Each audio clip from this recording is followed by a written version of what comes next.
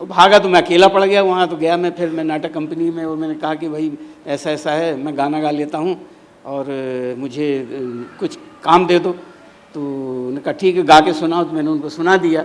अब मेरी बुंदेलखंडी, जहाँ मुझे सा और शाह में कोई फ़र्क नहीं, वो नाटक कंपनी में तो उर्दू के लफ्ज़, आगा हशर कश्मीरी, मुंशी दिल लखनवी और राधे श्याम कथावाचक, इन लोगों के नाटक हुआ करते थे।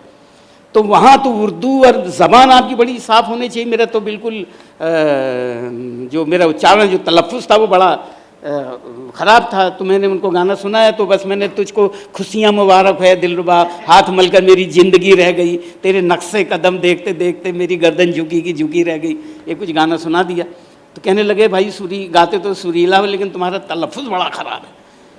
तो मैंने उनसे कहा जी तबले पे गाऊंगा तो ठीक हो जाएगा। मुझे लगा तलफ़्फ़ुज़ का मतलब कुछ तबला वबला कुछ होगा तो मैंने कहा जी तबले पे गाऊंगा तो ठीक हो जाएगा।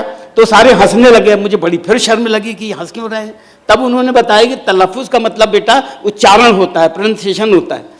आय हाय हाय, मैंने तय कर लिया अगर इन्होंने मुझे भर्ती कर लिया तो सबसे पहले काम मैं अपना यही करूँगा, तलफ़्फ़ुज़ अपना तबला ठीक करूँगा तो उन्होंने ले ली। 2 रुपये 50 पैसे मुझे कंपनी में रख लिया। मुझे रोज़ के 2 रुपये 50 पैसे मिलते थे और मैं गाना गाता था।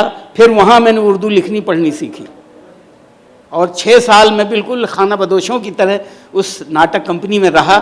और बहुत मतलब चप्पे चप्पे में हम जाके गांव में जाके वहाँ पे एक 24 बाई 24 का गड्ढा खोद लेते थे। वो गड्ढे की मिट्टी ऊपर डालते थे, वो स्टेज बन जाता था। गड्ढे में कुर्सी लगाते थे, फर्स्ट क्लास होता था, उसके पीछे दरी होती थी, तो सेकंड क्लास, और पीछे ज़मीन वो थर्ड क्लास होता था। तो ऐसे फिर 6 साल में रहा वहाँ। और फिर बस ज़िंदगी का सिलसिला चल पड़ा और पता लगा कि एक्टर का पेशा क्या है, एक्टर का करना क्या चाहिए, उसकी ज़िंदगी में खूबियाँ क्या है, खामियाँ क्या होती हैं। तो ये तो मैंने खूबियाँ देखी और एक बड़ा मज़ेदार सा पेशा मुझे लगा, और फिर मैंने वो इख्तियार कर लिया।